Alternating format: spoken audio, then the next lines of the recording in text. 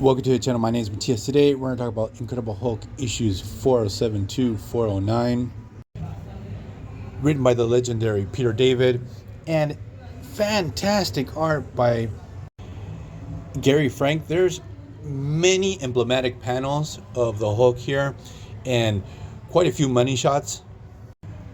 The art is super clean and well defined. It's a real treat. Now, for Peter David's writing in these issues, it's not the best. Like, it's enjoyable, but narratively, it's pretty choppy. But I'm getting ahead of myself. So, without further ado, let's get into this. So, the story actually starts with a monster attack at Loch Ness. Hulk is called in as a favor to the Pantheon to go in and investigate. One of the ex-members of this group, Perseus, is the one that calls in the favor in the first place. He has a hotel near Loch Ness, and obviously a monster attack there is real bad news. So the thing is that Hulk wastes no time when he arrives. He starts investigating,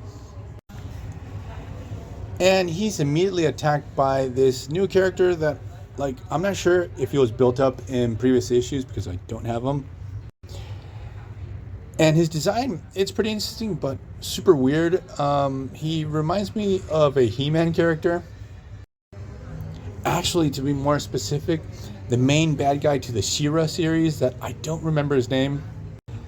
And I'm not sure how to pronounce the name of this character, Piecemeal or Piecemeal. The thing is that the Hulk starts battling out against this character. Now, it doesn't take long for the Jade Giant to get the upper hand in combat, but he starts to realize that Piecemeal is like a metamorph. At least his face starts to change during the battle, and its personality also starts to change and starts to act and speak like the Hulk. And this really catches Hulk by surprise, and what happens is he gets attacked from behind. It's the Madman. Piecemeal is like Madman's minion. So the thing is that after the first encounter that the Hulk had with Madman, seemingly he had died, but we get like a very hand-wavy explanation how he's back. Now he has made his triumphant return, and he has taken hostage everyone at Perseus's hotel. And Madman, to show off that he's not joking around, that he's totally evil and he must be respected, he kills a random patron at this hotel, this poor guy, just to get Perseus to take him seriously. And the really weird thing is that random guy, his death is going to be a setup to a Hulk annual. There's going to be a whole story revolving around that, with his widow who falls into league with the Abomination. It is a pretty interesting story.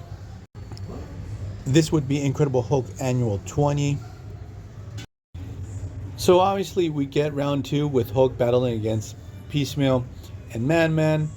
This is going to lead to the death of Perseus. So now we have Hulk. He's super pissed off. This moment's actually pretty awesome.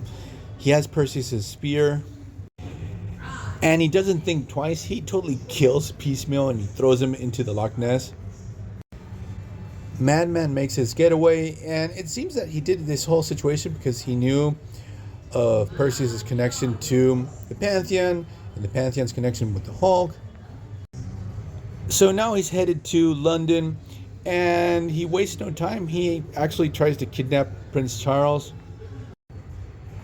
Again, in this story, things are like moving at a breakneck speed, and the storytelling is pretty choppy. But the thing is that, so obviously Hulk is hot on his heels, and this is going to lead to a brief confrontation with 2 Marvel UK characters.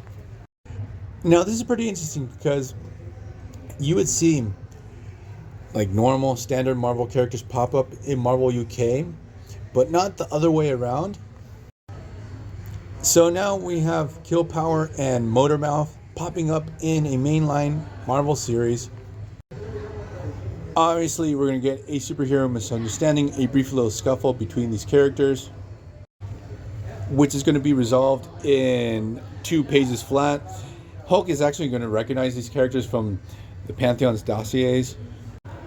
He's like, hey, you're heroes, so let's work together. So we have a team up. They set out to stop Madman, obviously, and rescue Prince Charles. I do have to say that Kill Power is probably the most 90s character in design that I've ever seen. The guy is super buff. He's got the big guns, got the asymmetric design, he's got the pouches, he's got the head sock. But the thing is that, so we get this final showdown between the Hulk and Madman. Prince Charles obviously has been saved. And we get this big revelation that Madman is pretty envious over the fact that the Hulk not only is super strong now, he's super smart. And he drops this really bizarre line where he says that he's in love with the Hulk. And I thought to myself, holy crap, you could do a lot with this in a story. But the thing is that the bridge that the Hulk and Madman are standing on just starts to crumble. Madman falls into the Thames, and the Hulk doesn't even try to find him. Kill Power and Motormouth are like, hey, should we go after him? And Hulk is like, no, just leave him be.